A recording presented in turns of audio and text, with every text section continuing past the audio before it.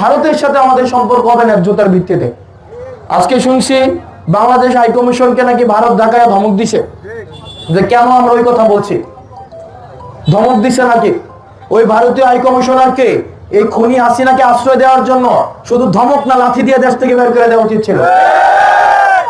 আপনি আমার দেশের সন্ত্রাসকে আপনি পেলে পুষে বড় করবেন, তাদেরকে ট্রেনিং দিবেন, তাদেরকে অর্থ দিবেন।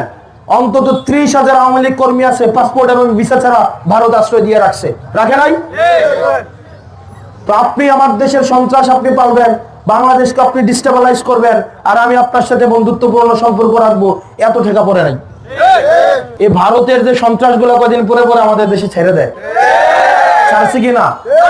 ছাড়ছে না?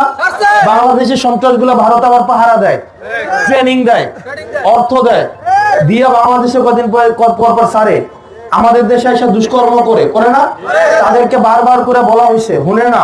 তো যেহেতু শুনে না, এখন আমাদের সন্ত্রাস যদি থেকে থাকে, তাদেরকে যদি আমরা বলি যে আপনাদের দেশের সন্ত্রাস গুলো আমরা বাংলাদেশে আশ্রয় দিয়ে টাকা পয়সা দিয়ে ট্রেনিং দিব, যদি আপনারা সেটা বন্ধ না করেন, এটা কি আমাদের অপরাধ?